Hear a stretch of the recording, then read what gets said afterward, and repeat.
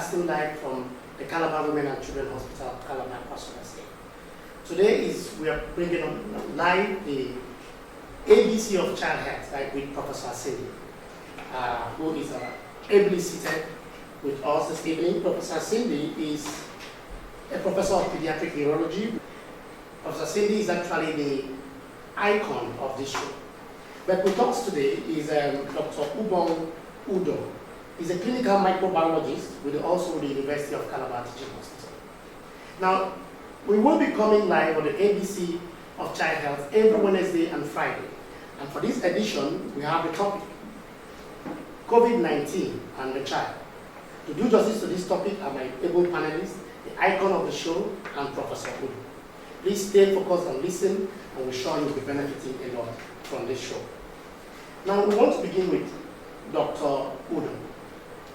Could you please expatiate on what COVID-19 is for the purpose of the talk, please? Thank you very much. COVID-19 is an infectious disease. That is to say that it is caused by microorganisms. And in this case, it is caused by virus. And the virus is known as the SARS coronavirus type 2. The SARS coronavirus type 2 is an RNA virus because it contains bits of nucleic acid in its genome. And naturally, these kinds of viruses are unstable in nature. They mutate very quickly, and the tendency is that they keep changing their characteristics. And so at some point, a totally new virus may evolve. And that is what we have seen, during this pandemic. Thank you very much. So, there's a popular saying that viruses are non-living things. They only live when they are within a host, whether it's a human or an animal or another of microorganisms. Right. Now, could you please tell us about the epidemiology of this coronavirus organism? What can you tell us? Well, again, like I had said initially, it's a new virus, and that is why it's referred to as a novel virus. But it is to say that coronaviruses as a family of viruses have always been in existence. However, they cause what we refer to as zoonotic infections, that is infections in animals. But every once in a while, the animal infection this virus could go through a series of animals.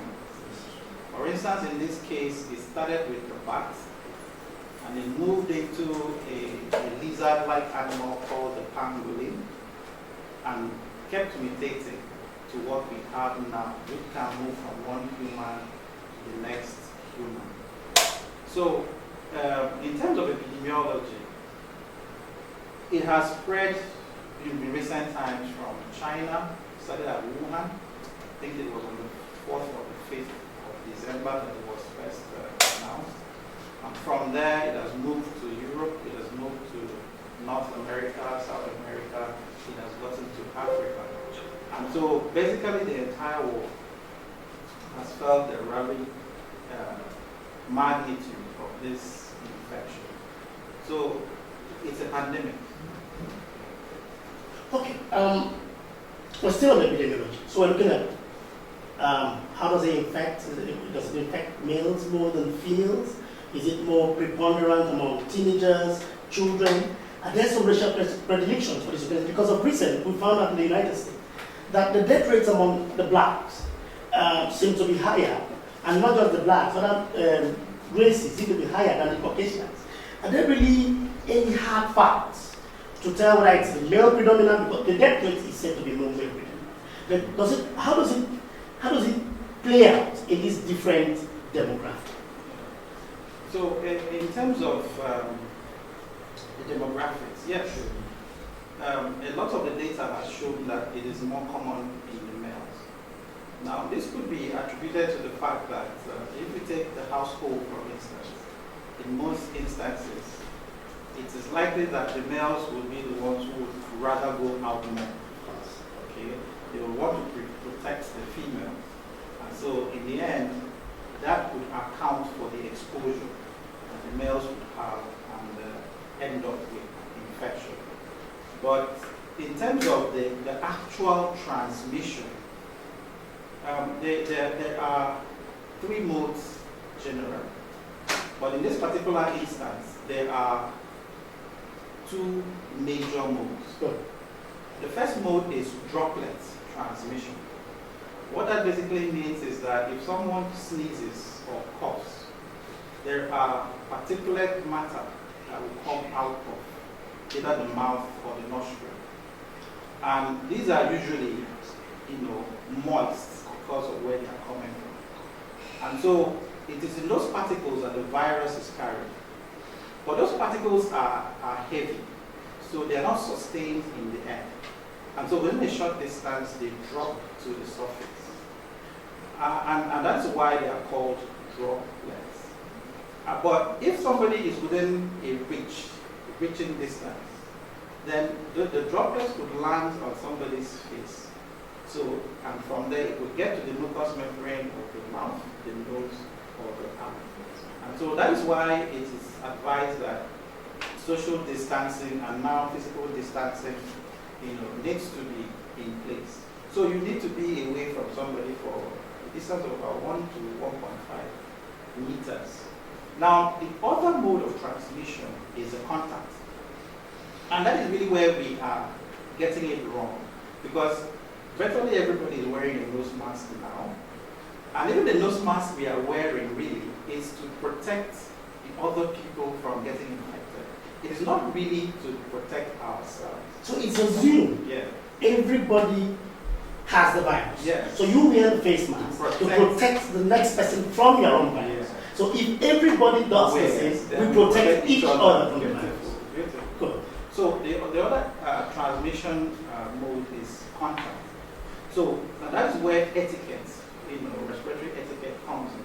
So for instance, if I sneeze or cough into my hand, okay, and I take that same hand to shake somebody, and the person takes the same hand and touches his or her face, and that is how the infection is also transmitted. And so to break that chain, you need hand hygiene. So we either wash our hands. No, let's not go to the chain. Let's just stay on the transmission. So you're talking about someone coughing into his hands.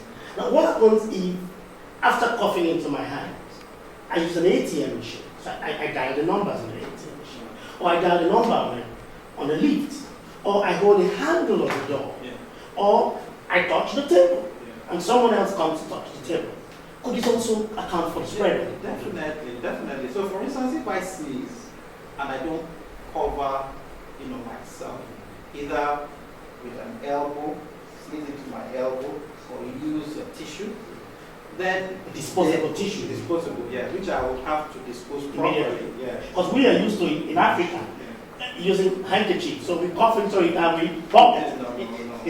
So this is going to be dangerous henceforth. So we just throw it away immediately, but disposed properly.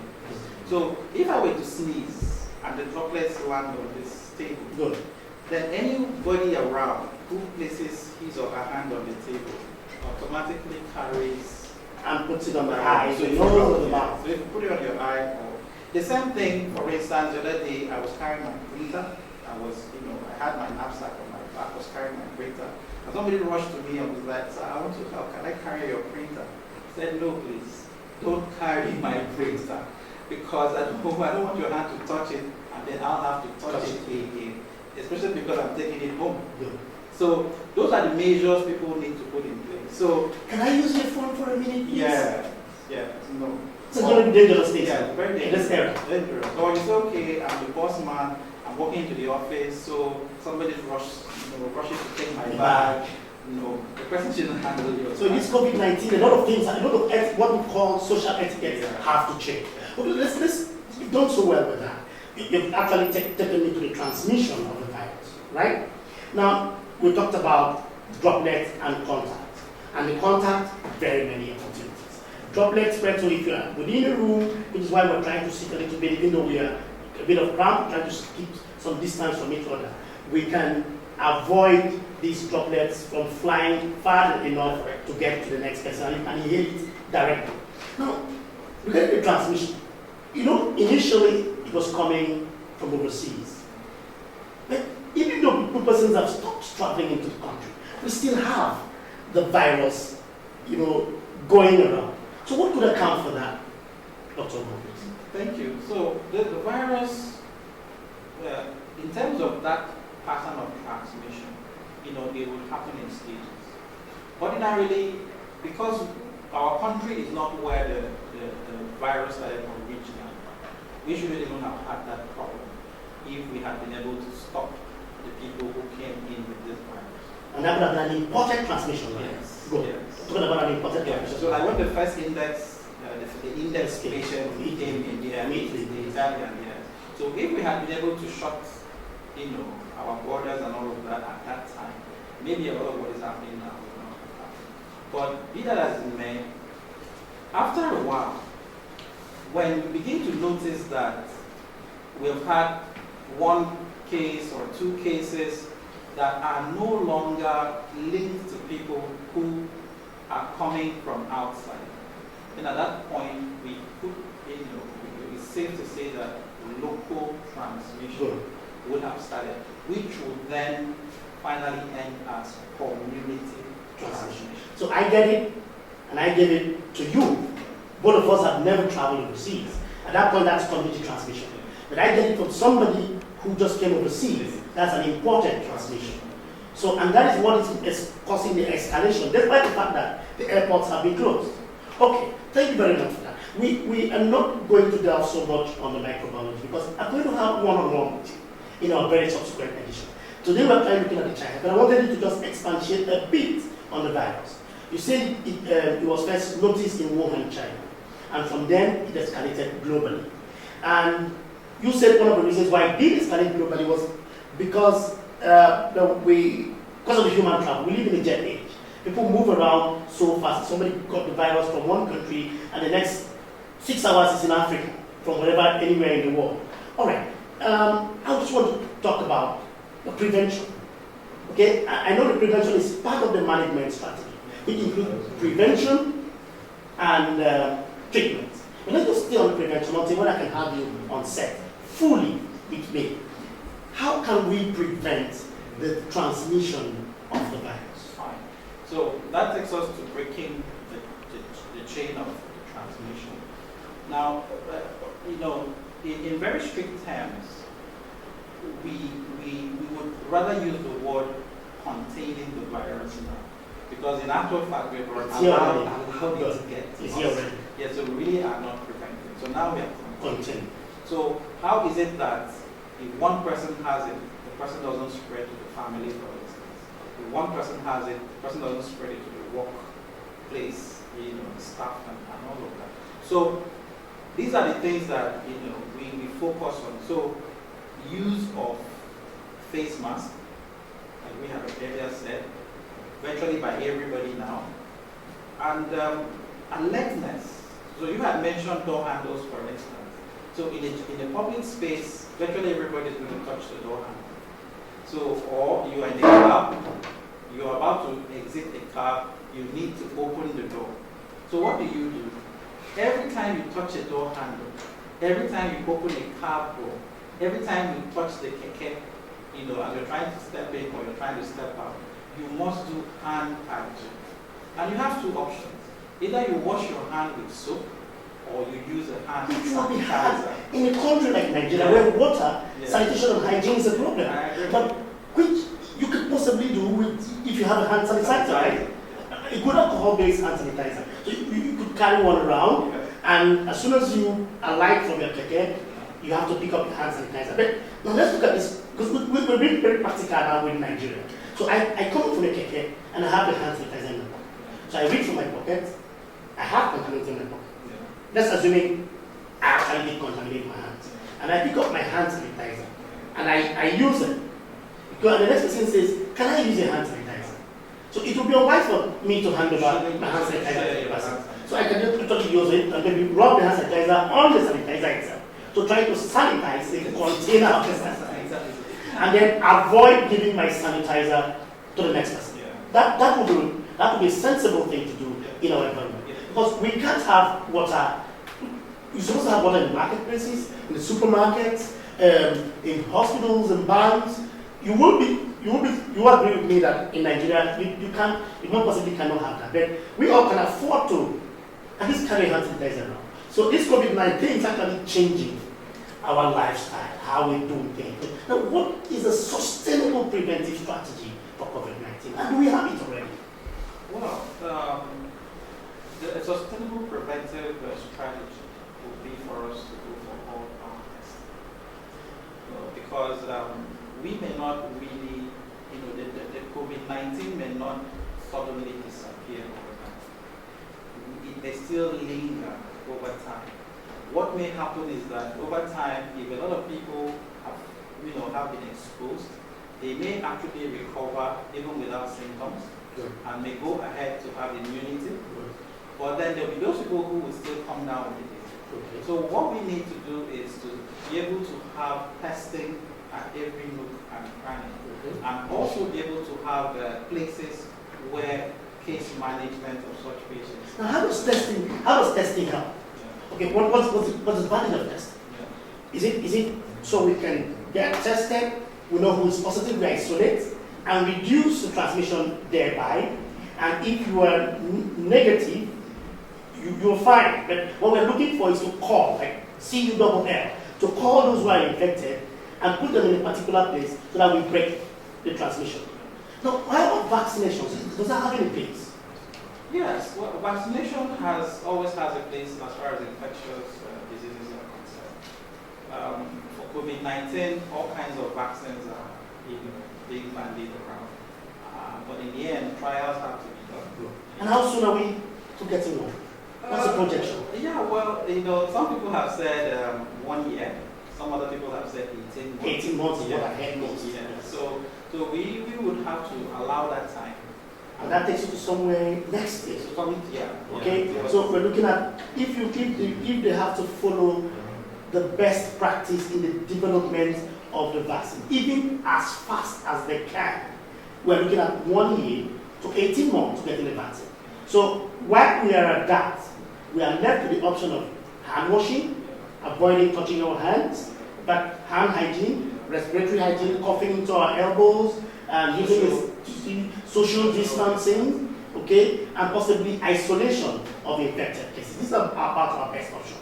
While we wait for the big deal, which is the vaccines.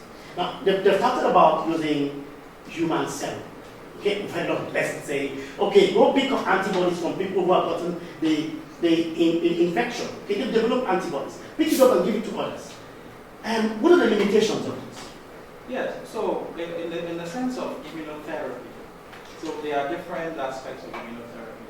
Now, the use of serum or sera from people who have developed immunity is actually what we refer to as an artificial, a natural passive immunity. So these antibodies have already been generated in the patient's body. So you take them out, you clean them up, and then you put them back into another patient. They will start to function immediately to be able to protect that patient. But vaccines really generate what we refer to as artificial active immunity. And so usually for vaccines, you could use either the live virus itself, where you attenuate it, or you could kill it, or you could take a component of the virus and use it to immunize the patient. So those are the things that are referred to really as vaccines. So when you actually pass an antibody from one person to another, what you just give is passive immunity. That's the same thing with your rabies anti-serum or your ATS, right? So you still give the ATS, and later on you give the tetanus tox, which is the vaccine. So that you've given somebody an anti-serum doesn't mean the person is immunized. You've actually given form of a treatment to the person. So this was understood by the public when we were dealing with this. But we had people It's around the country now, and some persons think that giving antibodies, and remember, there are different types of antibodies, right? So it's not all antibodies that are actively involved in killing the infection. Definitely. You have antibodies referred to as neutralizing antibodies. I'm really glad to have you around, but we can't steal the show from the icon of the show. We still have to talk on the impact of COVID-19 on children. I sure will bring you on the next show, possibly not in the kids section, in the adult section, so we can break down the A to Z of COVID-19. But I'm very glad you came on show today, and we're sure we'll be having you. Ladies and gentlemen, this is the first part of the project. We will be coming back very soon to continue the project. Don't go away. Stay tuned.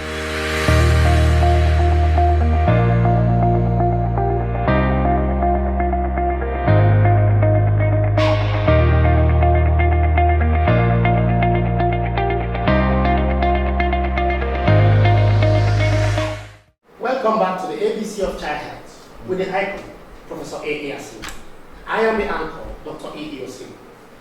We just completed our discussions about the microbiology to say of COVID-19. Now we are going into the meat of today's topic. But before I go into that, I need to let us all know the world is currently united in a shared struggle against an invisible enemy. But while our eyes are firmly focused on how to avoid or treat COVID-19, the serious consequences that will challenge us far beyond the current pandemic, the hidden impact, are not yet front of mind. Not only are children and young people contracting COVID-19, they are also among its most severely impacted victims. Unless we act now to address the pandemic's impact on children, the echoes of COVID-19 will permanently damage our shared future. Don't let children be the hidden victims of COVID-19 pandemic. That is an except from the bridge.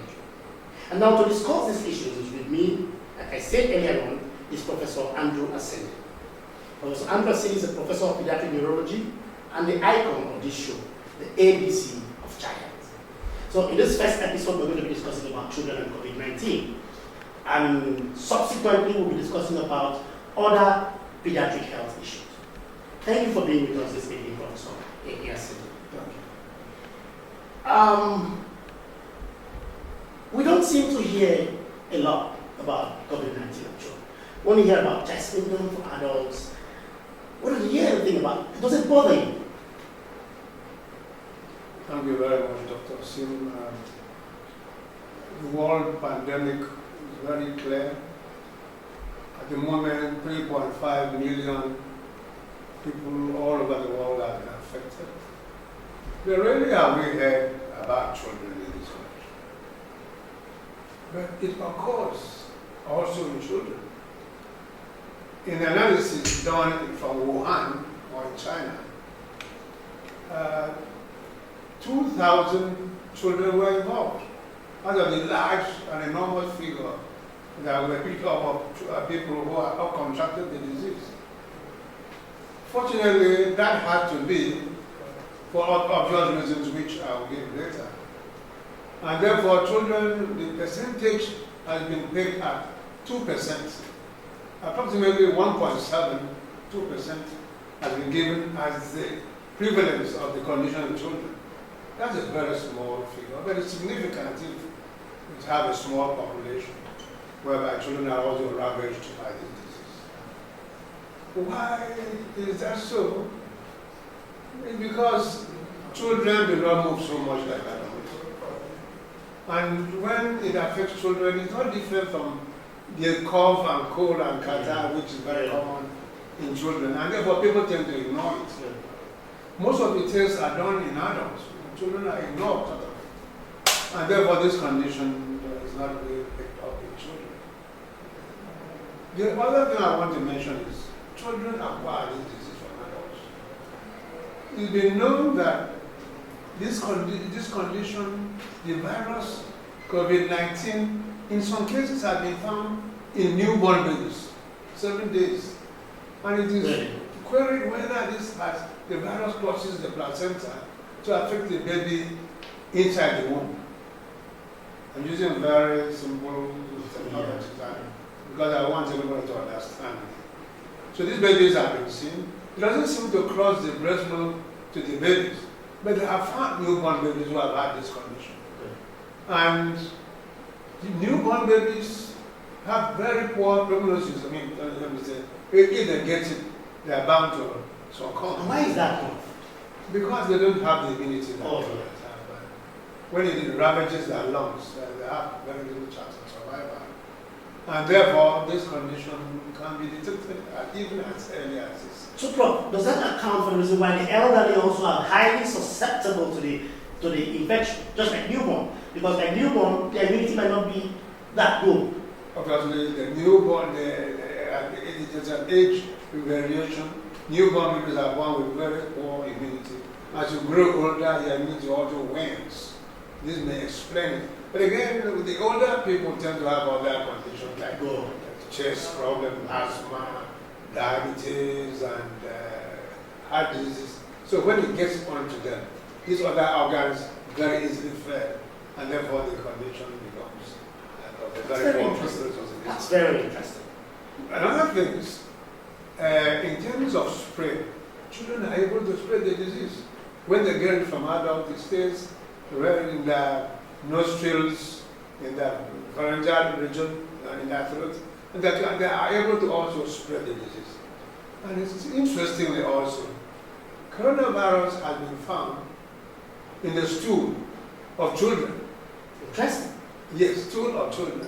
And therefore, mothers are advised when they are carrying their babies under 2 years with nappies, they should be very careful with nappies. Otherwise, hand contact, they can spread it, they can apply it for themselves. But usually it is the other way around, that adults give to children. So, Prof, I will stop you a bit on the stool aspect, because we discovered that a lot of 6 new symptoms have been added by the WHO. And one of them is the fact that diarrhea is one of the symptoms, along with the abnormal taste and abnormal smell, and a couple of other symptoms. So that could account for the fact that you can have the virus in stool. Exactly. Thank you very much. Now, we want to actually see. We do understand, like you said, that there seems to be a disparity in how much children have the disease. Possibly because one, except for the very young ones, like the infants and the newborn that you mentioned, the older children might be able to have the disease without asymptomatic disease, asymptomatic infection with COVID-19. And that's the same with adolescents with a stronger immunity. They could have it, and so often they are not called out for testing. We target mostly the older ones, and we don't know exactly how many children. So what you're saying about the 1.7 to 2 might not be a very accurate estimate because of the amount of children that are subject to testing. But let's look at the impact of COVID-19 on children. And when I say children, I'm talking about 0 to 16, some of our authorities say 18 years. Now let's look at healthcare. We're looking at their health and well-being. Now, how does it impact their health? We're talking about essential healthcare, i.e. immunizations, specialist healthcare, like the sickle cell children who have to come for clinic, the children who are, for you, neurologists, the cerebral palsy patients, and you need to see. And with the scare, with the fear around town, people don't want to come to hospital. You must have a scheduled appointment to come to hospital. A child has a fever, he has malaria. We know that under 5 children, when they have malaria, the prognosis is always very, very poor if treatment is not fast. How is this coronavirus impacting the health of children? Let's take this down. Generally, yes, children rarely die of the disease. About 90% of children with coronavirus will survive. Why is that so? Pathologically, it is known that the virus remains in the pharynx and in the nose of these children and really goes down to the lungs. So it's more or less an upper respiratory infection. But in adults, it tends to go down the lungs. Children really have pneumonia. Become well, these are the names. Become a pneumonia, and usually adults usually die of it. the children, the advanced tend to remain in the upper part of the respiratory tract, and therefore will not affect them most seriously. Therefore, when we talk of asymptomatic, mild, moderate, severe, and critical, children rarely get to the severe and the critical because of this position of the virus.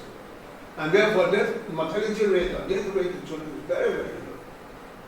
And again, I must say, when they have it in their nose, they are likely to spread even more than the adults, whereby the virus has come down to the bottom.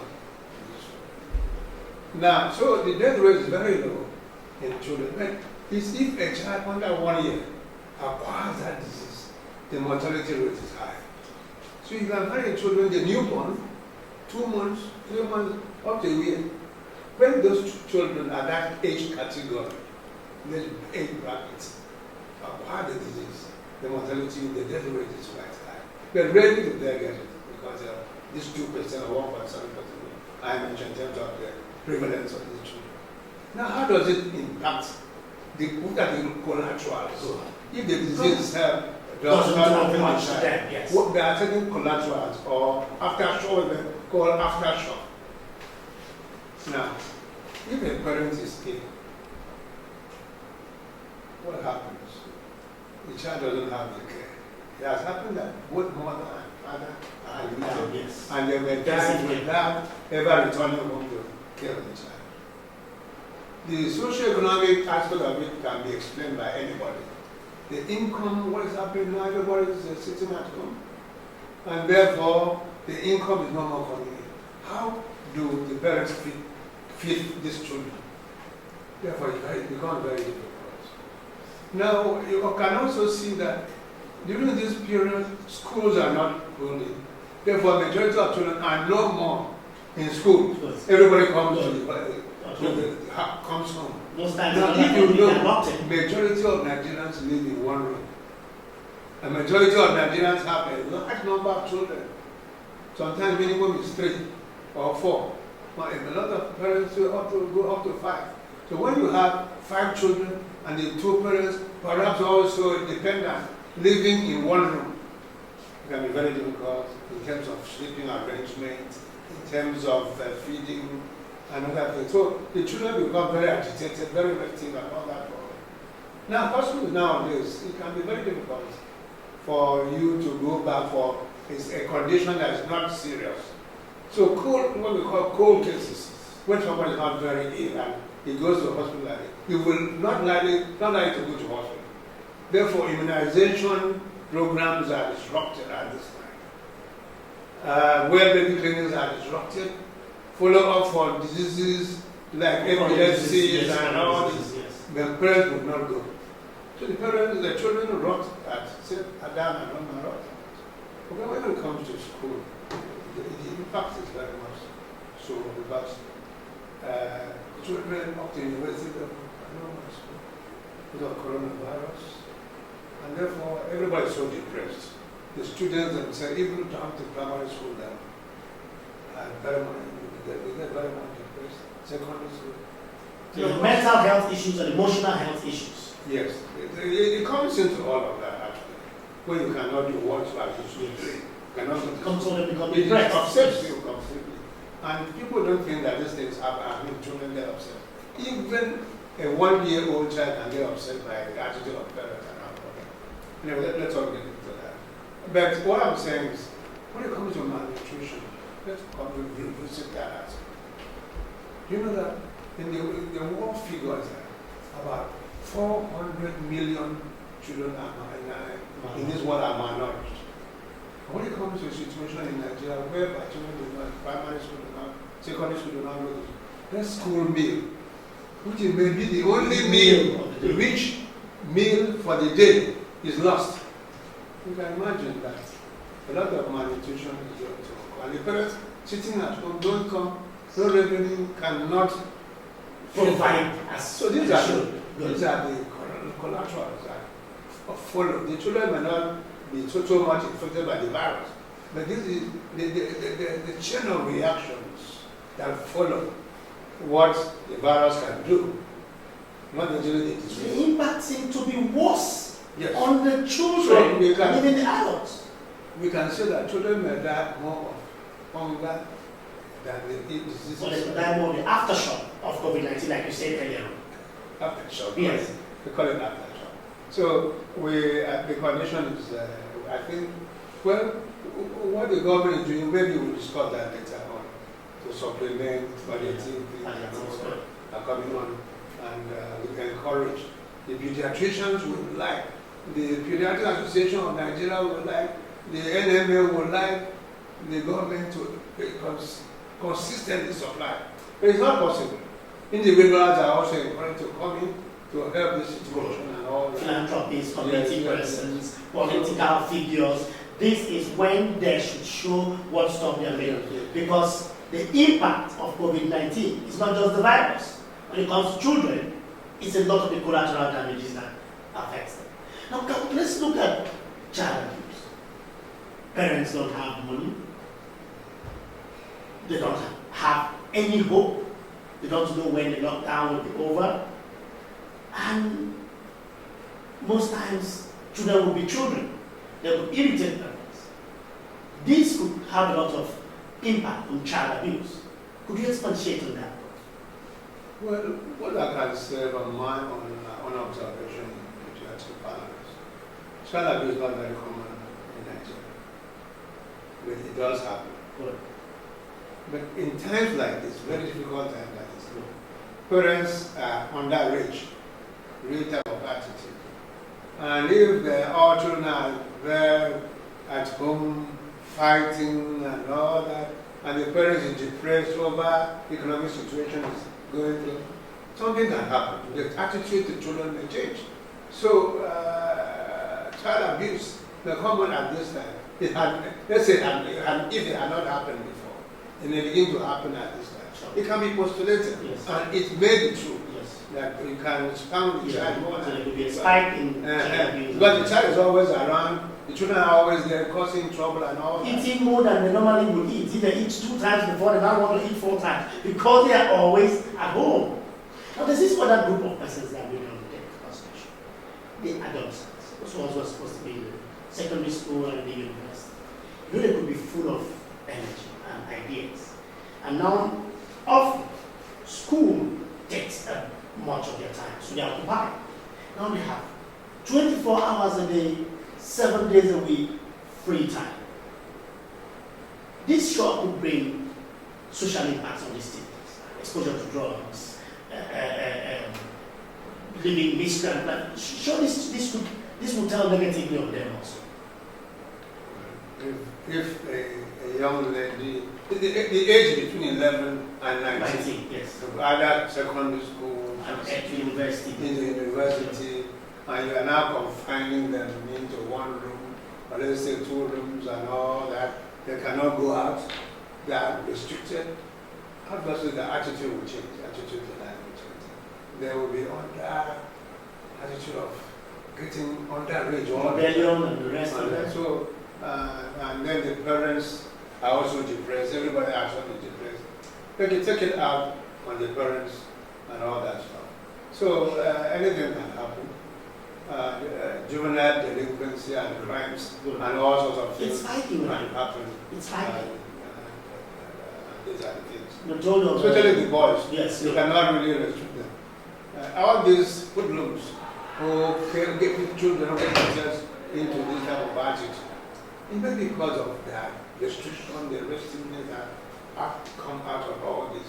So we don't expect the best out of them during these very difficult times. That's very interesting. We're really grateful for your expose on these aspects of COVID-19 and child. We will go for a short break before we come back and get your final thoughts on COVID-19 and the Nigerian. You keep a date with us here at home, and we will be right back very soon.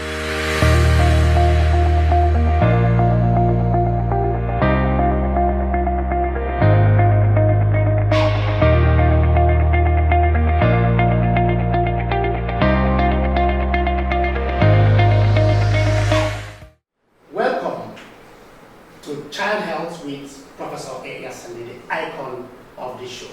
This is an NMA Media Network event. Professor Asindi, you've done a lot initially of explaining the collateral effects of COVID-19. Be it that it doesn't really have a direct impact, that's significant direct impact, but it has a very huge collateral impact. I just saw a video on YouTube where the UN Secretary General did a broadcast of the damaging impact of COVID-19 on children, and the consequences is far-reaching. But now let's go to, there's so much information outside of COVID-19. There's an information glut, as I said. It's too much information. How can children be educated, either by parents or by pediatricians or other adults in society about COVID-19? A lot of stories coming out from radio and television. Nigerians should encourage their children to look at TV. Not all Nigerians have TV. A good number do have radio. We should encourage our children to look at when the presidential task force is talking and others are talking. Children do also have phones. A lot of information comes from the phones. You can encourage them. Now, we don't have children in classes anymore.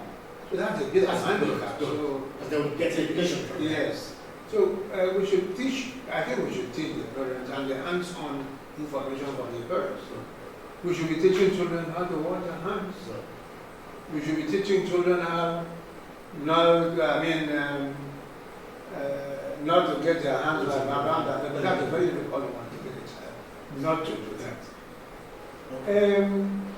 One thing that really I'm not happy about in this country or other places is social distancing. Nobody, I think the observation is not there, it's not, I look at the markets and all that. But our children can be taught discipline in terms of movement, all of that. And if you go near somebody, the thing comes from the nose and somebody coughs and you get the disease, they can tell the child how many people are dying from the disease. And it can also affect the child. And therefore, children have to know this, how the disease is spread from the nose and all that. Now, three women came to my house this morning and they brought a child for treatment. None of them were using a mask. I don't do private practice, but I don't know why they came. So they brought this child, 3-year-old child. And I said, all of you should be using a mask. And even the child should have a mask. So children can also be taught how to use a mask. Because people don't believe. If you talk to people in the population, they don't believe that this mask can help. But there's a scientific test whereby cough plate was used. And they asked the patient to cough on a plate. And they tested that place for coronavirus. And they asked the patient to use a mask. And he coughed. There was almost nothing on that. This is clear-cut scientific evidence that you can, the patient who has it can protect the other person from the mask. And you yourself, the virus may not get to you if you cover yourself. So the mask is very, very important. I'm happy the governor of the state says, no mask, no movement. So I admire that, and it's quite good. So children should be taught how to use masks. Along with other preventive measures, social distancing, yes, social hand hygiene, yes, respiratory hygiene, yes, and children should learn. Children will not have handkerchief. Yes, it's practical. yes. They should not have Coffee. It's hard for them to touch. Yes. And then they should wash their hands up to the elbow. Now, Prof, to round up, I noticed that most of the media information on TV in Nigeria is targeted at adults. You see, children watch a lot of cartoons. But we don't have enough of the coronavirus advent in cartoon forms. So, I think the media industry, the media practitioners, should do it a lot because these are, even though they might not come down with the disease, this could be one of the best sources for transmitting since they wouldn't show symptoms. So they would have it and pass it around frequently.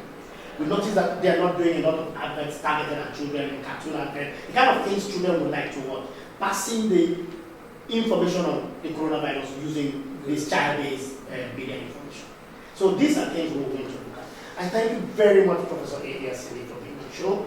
And this show is yours, so we hope that we're going to be having you as often as possible on this show. And ABC of Child Health with Professor Asindi. Thank you very much for coming. And you at home, I want to say that COVID-19 is not the first virus to threaten humanity. It certainly will not be the last. We need to utilize effective strategies to strengthen families, to respond, care, and protect the future of the world's children. This is where we bring this part of the program to an end. But before we go, I would like to say, what is NMA doing to help with the COVID-19 pandemic and other healthcare challenges that are available? We have a three-pronged strategy. One, it's the NMA Media Network, which we've just started today. A TV show that is dedicated to health, education, and health information off the problem. We are online on social media channels, Facebook, NMA Media Network, Instagram, NMA Media Network, and YouTube, NMA Media Network. We will be transmitting live subsequently, and as we go on all these social media channels, and as we progress, we'll be having health shows every day that impact the health and well-being of our citizens in this country. That is one of the things that NMA has guaranteed, not just for civilians, but the whole of Nigeria. Secondly, we're looking at creating an educational platform using technology to educate frontline healthcare providers. And that is where this NMA Media Network also is going to be playing a significant part. We are going to have special programs that target frontline healthcare providers and that help to educate them. We already have an enterprise NMA Zoom account that can help us organize conferences and workshops for frontline healthcare workers and help strengthen the health system. We also have very interesting collaborations with other development partners, technology partners, and media partners. Our media partners for this program are FAT 360 and 27 Revolution. We thank them immensely for collaborating with us. We are also collaborating with A2L Technologies. And one of the things we've done is to develop a strategic information and communication system. We call it the COVID-19 NG system. By sending the hashtag, the command /CV19 to the number on Facebook 080-7177-7770. You can access a wealth of information and communication services made available by the Nigerian Medical Association, Cross River State, in partnership with other development partners.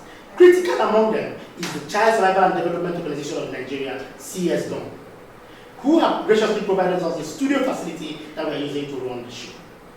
We also have the Healthcare Connect service that is coming on stream very soon. With the Healthcare Connect service, NMA is promising every Nigerian, especially those in Cross River State, access to healthcare that is run either at the end of a phone call or through other online channels, even on chat. We hope to be bringing advertisements on NMA Media Network channels across the social media channels that will help educate the public on what NMA is doing to improve the health and well-being of Cross-Riverians in particular and Nigerians in general. I would be quick to say that the Paediatric Association of Nigeria, PAN, has been very interested in supporting or advancing this program. So I will be calling, I hope I could get him, the Paediatric Association of Nigeria President, Professor Edward Adiko. Let me see if I can reach him on phone and get him to say a word or two.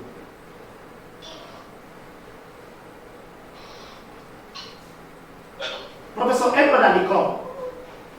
Professor Edward Adiko. Good evening. Good evening, Professor Edward Adiko. This is Dr. Osim calling directly from the NMA Media Network service on the ABC of Child Health. No, you are calling me Ofolishop, not Professor Adiko. Oh, sorry, please. We got the wrong number. We're going to try again if we can to get to Professor Adiko as quickly as possible.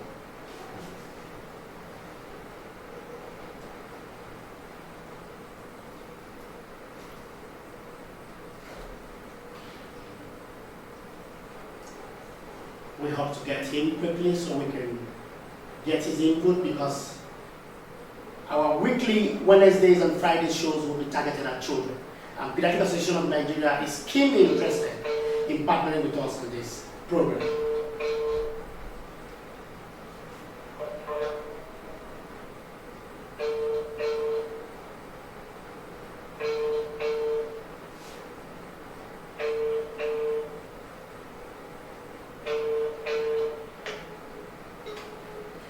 Well, it's unfortunate we can't get Prof Asindi at this time. We hope to get him in our subsequent show. The president of the Paediatric Association of Nigeria, Prof A, we hope to get him on the show and get to see what PAN is planning to do with regards to child health education and child health information. At this point, we are calling it quits. We hope to see you same time, Wednesday next week, when we discuss the ABC of child health with the icon, Prof Asindi. Stay safe, stay healthy. Do not forget to carry out all the necessary regulations and practices that will make you free of COVID-19. Till we come your way next time, thank you very much for watching.